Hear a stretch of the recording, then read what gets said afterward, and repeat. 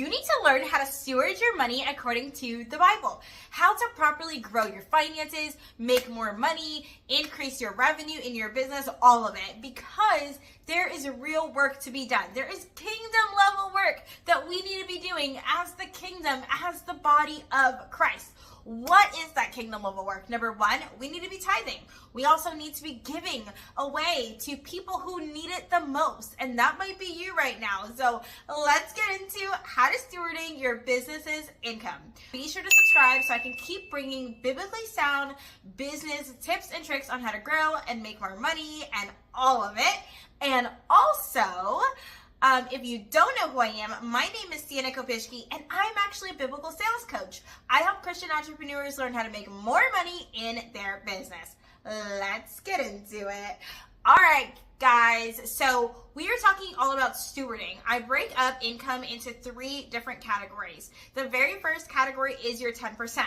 I am a firm believer on the 10% because of the book of Malachi. If you haven't read this book, I highly want to encourage you to read it for yourself. I'm going to go ahead and grab my handy dandy Holy Bible. This is the New King James Version, and we are just going to turn right away to Malachi chapter 3. And in Malachi chapter 3, God says something that is so incredibly profound that I want you to read it for yourself when you have a moment. Okay, so in Malachi chapter 3, starting in verse 8 and going up to verse 12, starting in verse 8, going to verse 12, it says, "Do not rob God." That is what it's titled. Do not rob God. "Will a man rob God? Yet you have robbed me. But you say, in what ways have we robbed you? In tithes and offerings. You are cursed with a curse, for you have robbed me, even this whole nation," right? "Bring all the tithes into the storehouse, that there may be food in my house, and try me now in this, says the Lord of hosts. If I will not open for you the windows of heaven and pour out for you such a blessing that there will not be even enough room to receive it." Pause. The Lord of heaven's armies, the Lord of hosts, is saying here in the Holy Bible, in Malachi chapter 3, that if we do not tithe to our storehouse, that we are in fact robbing him. Now you may say, okay, Sienna, but I can tithe freely. I've covered this in another video. No, I've covered this in another video. That's all I'm going to say, and I'm going to stop right there. Tithing comes from the Hebrew word, I'm going to probably butcher this, but meser. This word literally means a tenth of. So when God is saying to bring the tithes into the storehouse, God is directly telling us that we need to tithe 10% of our income, 10%, to make sure that our storehouse, our church, is taken care of. Now, if you don't have a church home, if you don't know what to do with your income, I want to encourage you to save it and pray on it. Don't spend that 10%. It doesn't belong to you. God gave you that income, and he wants to see it being used for his glory and for his benefit. So do with it what the Lord has instructed you to do. And after you do that, God will bless you with abundance. You will start to receive more and more and more and more. I promise you. Why can I say that? I can say that confidently because I am a living and walking testimony of the tithe. I remember not having in the past. I remember wondering how I was going to pay my bills. I remember in my life, going through a season of drought and saying, God, why am I not seeing success? And I went in and I went on a fast and I prayed. And it was in that fast and during those moments and those months of prayer and fasting and prayer and fasting and crying and all of that great stuff that I came across Malachi chapter 3. And when I read this, it made me cry in a sorrow heart of repentance of, I have not been giving God my 10%. A lot of Christians today like to say that the Bible doesn't call for a 10% anymore. The Bible calls to give freely whatever you want to give. But I want to discourage that thought process, because where that comes from is actually where Paul is about to go to the church of Corinth, right? It's in 2 Corinthians. He's about to go to the church of Corinth. And Paul is not their storehouse. So of course, Paul would never tell them to tithe to him. Instead, Paul calls them to give freely. We have to look at the Bible in the context of which it was written. Paul isn't there to collect their tithe, because their tithes belongs to their storehouse, which is their church where they meet, to ensure that everyone is taken care of. Instead, Paul is just a person stopping by, and he's taking up an offering in which they are to give freely, but it wasn't even for him. It was for the people, the poor people who needed it. And so I want to encourage you to revisit your thought process on this and sit with God and ask him, what does he want? And also do a study. God lays out Hebrew words for a reason. And the Hebrew word maser means a tenth of. So we're talking about a tenth of your income. Do not rob God. I encourage you to read Malachi chapter 3. So that's the first thing that I'm going to say. If you are looking to really and truly steward your income, you're going to want to give your first 10% to the Lord. Now you may be saying, Sienna, what do I do with the other 90% of my income? Well, here's exactly how you steward your money according to biblical knowledge and biblical guidance. If you are looking to steward the money that comes into your business, you want to obviously give your 10% to the Lord, but then you have that 90%. 20% should go into savings. I want to pull up some Bible verses that are really going to help you with this entire concept. The last 70% is going to go into what you pay for yourself. This is going to allow you to take care of your family and so many other things. So let's look up, what are the Bible verses that I'm using to support the importance of saving our income? And when you save, where are you saving it to? Well, I wrote down a guide in my little notebook here, and I have it here. So a part of that 20% savings should really go into your emergency savings. This is in case anything happens, right? If you have a physical building, you want to be able to pull from your emergency savings. So this way, like if for example, a leak happens, you can fix the leak.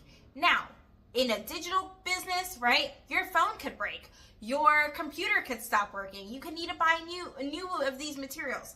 It's important here to have your emergency savings in these areas for those types of things, right? You have your emergency savings. Next, you want to have your Roth IRA. I cannot express enough how important it is to be saving for retirement. Way too many entrepreneurs aren't giving to their retirement fund. They're like, oh, well, I'll just make it next year, or I'll make it next year, or I'll make it next year. There comes a point where next year becomes years from now, and you are struggling and you're trying to figure out, how can you retire from your business? How can you realistically be able to get out of business and stop working, period, so you can enjoy the rest of your life? There has to come a point in a day. So you need to be saving out of that 20%, even if like it's $1 a month, whatever you have right now, you need to put something into an account. Now, I am not a financial advisor. I cannot tell you what type of retirement account to put it into. I personally have a Roth IRA. It is my personal favorite. But you may want to put it into a regular 401k. You may want to put it into a traditional Roth. You may want to put it in another area where it's going to grow faster and larger for you, right? Talk to a financial advisor about that. I am not legally responsible or liable for your investments. But I will say, coming up with a game plan of where you're going to put your retirement, how much you're going to be saving for retirement based off of what you made that month, is incredibly important, even as an entrepreneur. The next piece of this is your business savings. You want to make sure that you have at least 3 to 6 months saved up in business savings. If you lost all of your clients, could you still sustain your business for another 3 to 6 months? Could you still sustain yourself for another 3 to 6 months, right? If the answer is no, you need to keep putting into that account until you're in a place where you have enough for the next 3 to 6 months, okay? Here is where I get some biblical verses that talk about savings and why savings is so incredibly important. If you have your handy dandy Holy Bible, I recommend that you grab it. If you don't have access to it, I'll put the Bible verse right here on the screen so you can read along with me. Again, I am reading from the New King James Version today. I typically read from the NLT version, but this was just the Bible that I had quickly on hand. So we're going to start in the book of Proverbs. If you don't know where Proverbs is, it is in the Old Testament. Proverbs is a really, really great book that really teaches on the importance of wisdom. So we're going to turn to Proverbs chapter 21. Oops, I skipped it. Proverbs chapter 21, verse 20. It says, there is a desirable treasure and oil in the dwelling of the wise, but a foolish man squanders it. Okay? So it is our important job. It is our job to make sure that we have our treasures, right? Which is your income. Now, our goal is not to store up treasures on earth. We only store up treasures in heaven. But we need to not just waste it all. A lot of times what I see people doing is they take in the income that they make and they just spend every single cent. That is not wise, is what the Bible is telling us here, right? We are supposed to make sure that we have enough oil, because hard times will come in your life. And when they do come in your life, do you have the income to sustain during those hard times? And if the answer is no, well, now is the best time for you to start focusing in on that and increasing your income. So now we're going to actually turn to Genesis chapter 41. Genesis is the very first book in the Old Testament. And when we get to Genesis chapter 41, we're going to look for verses 34 and 36. So I'm here. It says, let Pharaoh do this, and let him appoint officers over the land to collect 1/5 of the produce of the land of Egypt in the 7 plentiful years. And let them gather all the food of those good years that are coming, and store up grain under the authority of Pharaoh, and let them keep food in the cities. So here we know that in a couple of years, a famine is coming to their land. In order to prepare for the famine, they are storing up grain now, so when the hard times come, they have enough. Storing up to make sure that you have enough in the future is a biblical-based concept. The Holy Bible gives us the instructions and the wisdom and the knowledge on what we should be doing with our business finances. We are also going to turn today to Proverbs chapter 6. I know we just came from the book of Proverbs, but we're going to turn to Proverbs chapter 6, verse 6 and 8, okay? It says, go to the ant, you sluggard, consider her ways and be wise, which having no captain, overseer or ruler, provides her supplies in the summer and gathers her food in the harvest. Here we go again. So now we see that God is comparing ants, right? We're comparing us to ants. Ants go out and they gather and they gather and they gather. So when it's time, when it's a season of lack, they will have food. They will have the things that they need. Saving your income is biblical. If you are not saving, then you're not stewarding your money according to God's desire for us to do. Everything that we do should be like a worship unto the Lord. And that includes our finances, how we manage them, and what we do with every single penny. Now, you may be saying, okay, Sienna, I got it. I need to tithe, I need to save, but there's another 70% of my income. What do I do with that? Well, I'm going to take you to 1 Timothy chapter 5, verse 8.